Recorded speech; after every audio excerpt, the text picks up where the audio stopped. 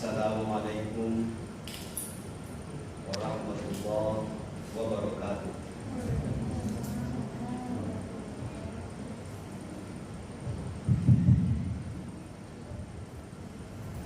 Alhamdulillah, wassalatu wassalamu ala Rasulillah Muhammad ibni Abdillah, khatamin nabiyyin wa imamil mursalin, wa ala alihi wa sahbihi wa man wala. Yang sama-sama kita hormati, kita banggakan Bapak Kepala Kantor Wilayah Pertanahan Provinsi Sulawesi Barat dan seluruh pejabat yang tidak sempat kami sebutkan satu persatu, mengingat waktu terbuka sisa kurang lebih 10 menit lagi ke depan. Saya mengajak kita untuk senantiasa bersyukur kepada Allah Subhanahu wa Ta'ala atas segala nikmat yang Allah berikan kepada kita. Karena ketahuilah, tidak ada sesuatu yang Allah berikan di muka bumi ini selain daripada manfaatnya sangat besar bagi keberlangsungan kehidupan manusia. Termasuk coronavirus 19 ini sangat besar sekali manfaatnya buat keberlangsungan kehidupan kita manusia. Bisa kita menengok dari dua pendekatan agama maupun pendekatan teori ilmu. Bahkan ada seorang pakar dari Inggris tahun 1800 itu membuat teori namanya teori infeksi, yang namanya Malthus. Dia adalah pakar nutrisi dan juga pakar pertanahan. Dia mengatakan suatu ketika nanti bumi ini tidak mampu menampung manusia, tidak sesuai antara jumlah manusia dengan jumlah makanan yang tersedia. Dia bukan orang Islam. Lalu apa kata dia? Pada saat terjadi kondisi seperti itu, akan ada kekuatan-kekuatan di luar kekuatan manusia yang menyelesaikan itu, karena manusia tidak mampu menyelesaikan. Maka lahirlah teori yang disebut, yang kita kenal dengan nama teori impossible. Hanya ada dua yang bisa menyelesaikan masalah pada saat itu. Apa itu? Perang dengan virus. Perang, menciptakan perang di kalangan manusia dan menebarkan virus di kalangan manusia. Dan ini terbukti. Hari ini jumlah penduduk bumi itu sudah lebih 7 miliar. Dalam teori geologi, bumi ini idealnya dihuni oleh manusia paling banyak 6 miliar. Jadi sudah ada lebih 1,5 miliar jumlah manusia, melebihi kapasitas bumi. Makanya tidak heran kalau Allah yang melihat bumi ini ada sesuatu hal yang terkadang di luar nalar kemanusiaan kita. Salam dan salawat kita curahkan ke hadirat junjungan Nabi besar Muhammad SAW.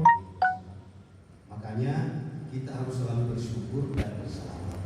Syukur ini artinya membuka, lawannya menutup. Di sela-sela virus corona, banyak orang salah paham akan virus ini.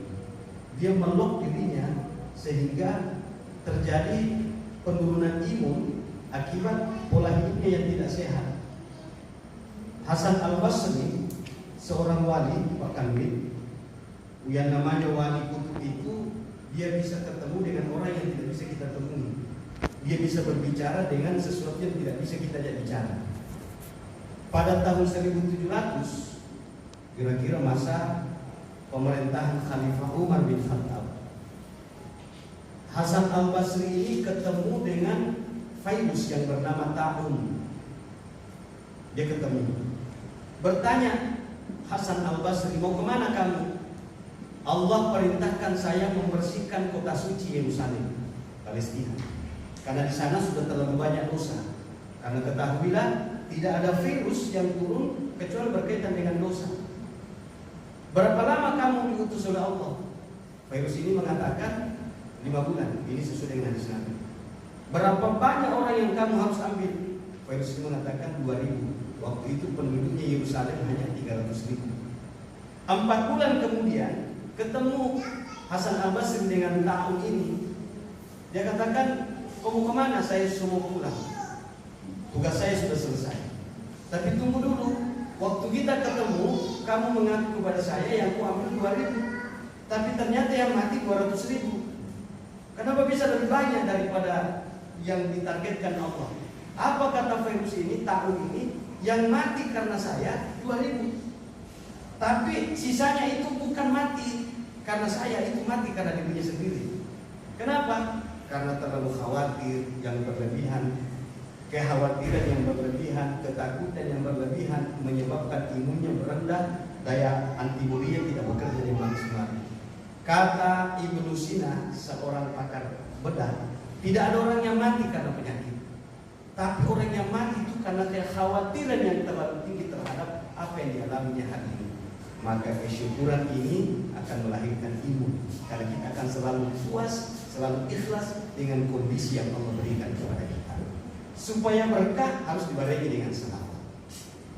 Bapak Ibu yang dirahmati Allah, ibadah puasa ini adalah ibadah yang paling tua. Inilah ibadah yang pertama kali dilakukan oleh manusia. Makanya tadi ayat yang dibacakan oleh Ibu Haji menyebutkan, ya ayyuhalladzina amanu kutiba alaikumusiyam. Yang dipanggil orang beriman. Hai orang yang beriman, berpuasa, ketahuilah berpuasalah kamu kama kutiba, sebagaimana orang-orang sebelum kamu. Maka puasa ini adalah ibadah yang paling tua. Siapa orang sebelum kita? Orang tua kita. Siapa orang sebelum orang tua kita? Kakek kita. Siapa sebelum kakek kita? Buyut kita. Siapa sebelum buyut kita? Buyut-buyut sampai kepada manusia pertama. Siapa itu? Nabi Adam. Nabi Adam setelah sempurna penciptaannya didudukkan di sebuah tempat yang bernama surga. Karena semua ibadah itu punya tujuan. Ibadah puasa itu punya tujuan. Salat punya tujuan. Corona diturunkan oleh Allah punya tujuan. Meskipun ada yang mengatakan bahwa ini adalah konspirasi global, itu di luar lain. Yang jelas sebagai orang beriman, ini adalah ujian yang Allah berikan kepada kita. Dan kita harus terima ujian ini. Karena sebagai orang yang beriman, kita harus meyakini semua yang Allah berikan kepada kita ingin mengangkat derajat kita. Pangkat yang diberikan ingin mengangkat derajat kita. Kemiskinan yang diberikan ingin mengangkat derajat kita. Karena semuanya adalah ujian. Apakah kita bisa lolos? Maka itulah Adam alaihissalam ditempatkan di sebuah tempat yang disebut dengan surga. Makanya modal dasar kehidupan kita ini hanya satu, kejujuran. Tanah itu sifatnya yang paling utama adalah kejujurannya. Maka siapa yang memiliki sifat tanah, umurnya pasti panjang. Kata kakek saya selalu dipesankan kepada kami waktu masih kecil, jika kau tidak punya pekerjaan lagi di dunia ini yang kau kerjakan, kau pusing dengan pekerjaan dunia, kembali menetik kepada tanah. Tanah akan mengeluarkan susunya dan menutusinya kepada kamu hingga umur menjadi panjang. Ini kebiasaan tanah. Apa sih baca tadi itu? Nah, kata Allah, semua fasilitas di sini kau bisa pakai, kecuali satu, jangan kau masuki wilayah itu, yang namanya khuldi. Khuldi itu sebuah tempat di dalamnya ada pohon yang diartinya dari kata khalaq yang artinya keabadian. Sebelum diciptakan Nabi Adam sudah ada makhluk sebelumnya yang bernama iblis. Ini dari kalangan bangsa jin yang memiliki ibadah yang begitu kuat lalu diangkat derajatnya oleh Allah. Iblis ini beribadah selama 8.000 tahun. 1.000 tahun di bumi, 1.000 tahun di langit pertama sampai langit ke-7. 8.000 tahun ini iblis beribadah. Lalu dimasukkan ke surga, ketemu dengan pada saat sempurna penciptaannya Nabi Adam. Karena Nabi Adam itu semua unsur tanah ada. Semua benih-benih teknologi di dalam tanah itu sudah mengalir pada diri Nabi Adam. Itulah kerjanya, diajari ilmu. Maka dari keistimewaan itu semua malaikat diperintahkan hormat, kecuali iblis. Apa kata iblis? Saya tidak mau. Kenapa saya tidak mau? Karena saya lebih mulia daripada dia. Aku dari api, dia dari tanah. Maka kemuliaan itu bukan pada apinya. Allah marah dari pernyataan ini. Kenapa Allah marah? bukan karena iblisnya tidak mau hormat kepada Adam, di situ masalahnya. Tapi karena ada narasi kesombongan di situ. Maka siapapun di antara kita jangan sombong. Jangan kita mengatakan, apalagi sampai menjahatkan, saya tidak takut corona, saya lebih takut kepada Allah. Itu orang sombong yang ngomong begitu. Jangan bilang seperti itu, Bapak Ibu. Jangan. Allah marah karena corona juga itu adalah makhluk Allah. Maka dari peristiwa itu diusir iblis. Iblis tidak putus asa. Dia terus berupaya menggoda. Akhirnya tergodalah Nabi Adam. Siapa yang menggoda Nabi Adam? Hakikatnya Nabi Adam tidak tergoda. Tapi yang menggoda Nabi Adam adalah istrinya Siti Hawa. Siti Hawa digoda oleh iblis dengan kalimat-kalimat yang indah. Lalu istrinya ini menggoda suaminya, lalu terjadilah pelanggaran pertama. Di surga itu. Dari pelanggaran itu diusir Nabi Adam dan istrinya. Makanya Pak Kanwil, tidak ada laki-laki kuat terhadap perempuan. Dan tidak ada laki-laki hebat kecuali ada perempuan hebat di sisi. Ibu-ibu punya peran yang luar biasa. Jadi manusia turun ke bumi ini membawa dosa, Pak. Dosa dari ketidakjujuran. Maka karena dosa itu berkaitan dengan perut dan di bawah perut. Kan ada yang mengatakan, ada penafsir yang mengatakan bahwa sebetulnya yang dilakukan Nabi Adam di situ adalah persetubuhan dengan Siti Hawa. Sedangkan itu dilarang di surga. Ada juga yang mengatakan makan buah khuldi. Memakan di sini memiliki banyak makna. Hanya Allah yang tahu maknanya. Yang jelasnya dosa itu berkaitan dengan perut dan di bawahnya perut. Maka amalan pertama yang dilakukan Nabi Adam sebagai bentuk pertobatannya adalah mengosongkan perut. Karena inilah simbol syariat. Manusia banyak tergelincir akibat ketidakjujurannya terhadap perut dan di bawahnya perut. Apa itu perut? Di bawahnya perut syahwat. 40 hari Nabi Adam berpuasa.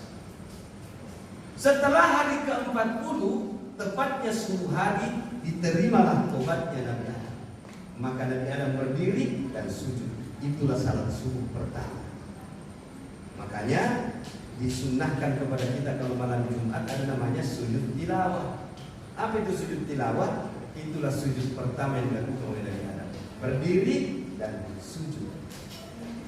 Bapak Ibu yang dirahmati Allah Subhanahu wa taala. Maka hakikat berpuasa sebetulnya adalah mengosongkan. Apa yang kita kosongkan? Semua energi yang bisa melahirkan nafsu syahwat. Jadi berpuasa itu bukan cuma mengosongkan perut, tapi mengosongkan juga energi-energi lain agar dia bisa menemukan titik alif. Apa itu titik alif? Titik kejujuran manusia. Karena sesungguhnya manusia itu adalah makhluk yang jujur.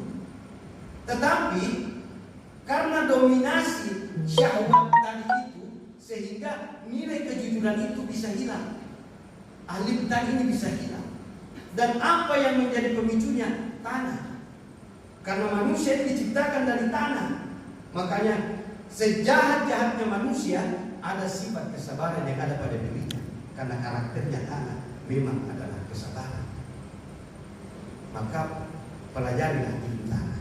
Orang yang bisa menguasai ilmu tanah itu adalah bah. Sesudah alif bah, maka dia akan menemukan hakikat kehidupan. Sifatnya bah ada pada tanah. Salah seorang wali Allah yang menyebarkan agama Islam di Nusantara ini, yang kita kenal dengan nama Sunan Kalijaga, Raden Rahmat, 3 tahun mempelajari hakikat tanah. Dia bertanya kepada gurunya Sunan Bonang, "Ya Syekh, apa hakikatnya itu bah pada kalimat Bismillahirrahmanirrahim? Sesudah alif bah apa hakikatnya?" Maka Sunan Bonang mengatakan, "Kau dulu di pinggir kali ini, tunggu sampai saya datang."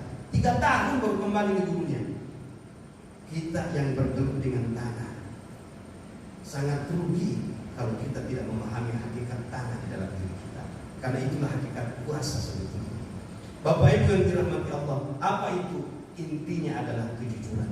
Modal dasar kehidupan ini ada pada kejujuran. Jujur pada diri sendiri, jujur kepada Allah, jujur kepada Rasulullah, dan jujur kepada sekeliling kita. Maka disitulah hakikat kebahagiaan yang sebenarnya. Inilah kejujuran yang ingin diajarkan Allah kepada kita. Karena ibadah puasa itu adalah ibadah syirik, ibadah rahasia. Yang tahu dia berpuasa hanya dirinya dengan Allah Subhanahu wa Ta'ala. Terima kasih atas segala perhatian. Mari kita beristighfar. Sisa 4 menit kita beristighfar sebagai bentuk pertobatan kita kepada Allah, dan saya berdoa kepada Allah Subhanahu wa Ta'ala dan ini menjadi kita semua. Semoga puasa kita mulai hari pertama sampai hari ke-21 ini Allah terima segala bentuk amaliyah di dalamnya. Ada qiraatul Quran, ada menahan lapar dan dahaga, ada bersedekah, ada qiyamul lail. Allah tidak sia-siakan pengorbanan kita dan Allah menggantinya dengan rahmat yang selalu kita harapkan. Mari kita beristighfar. Asyhadu an la ilaha illallah wa nastaghfirullah nas'aluka ridhaka wal jannah wa na'udzu bika min syakhatika wan nar. Nashhadu an la ilaha illallah wa nastaghfirullah nas'aluka ridhaka wal jannah wa na'udzu bika min syakhatika wan nar. Nashhadu an la ilaha illallah wa nastaghfirullah nas'aluka ridhaka wal jannah wa na'udzu bika min syakhatika wan nar. Allahumma innaka afuwun tuhibbul afwa fa'fu anna. Allahumma innaka afuwun tuhibbul afwa fa'fu anna.